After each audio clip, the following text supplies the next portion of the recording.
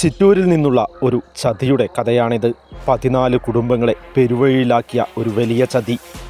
ഇത് ചിറ്റൂർ തത്തമംഗലം നഗരസഭയിൽ ഉൾപ്പെടുന്ന വെള്ളപ്പന കോളനി. 9 വർഷം മുമ്പാണ്, കൃത്യമായി പറഞ്ഞാൽ 2017 മോഹനസുന്ദരമായ വാഗ്ദാനങ്ങളൊക്കെ ഈ പാവപ്പെട്ടവർക്ക് നൽകി ഇവരെ സർക്കാർ കുടിയൊഴിപ്പിച്ചത്.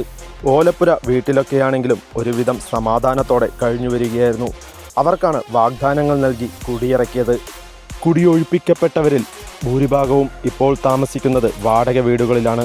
നിത്യവൃത്തിക്ക് കഷ്ടപ്പെടുന്നവർ വാടക കൂടി കണ്ടെത്തേണ്ട അവസ്ഥ.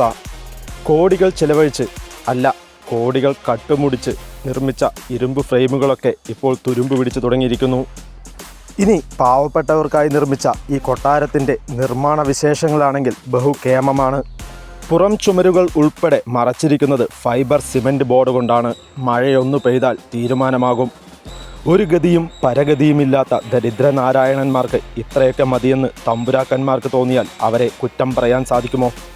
സർക്കാരിൻ്റെ കെടുകാര്യസ്ഥതയുടെയും വഞ്ചനയുടെയും പ്രതീകമായി ഈ കെട്ടിടം ഇവിടെ ഇങ്ങനെ തല ഉയർത്തി നിൽക്കുകയാണ്.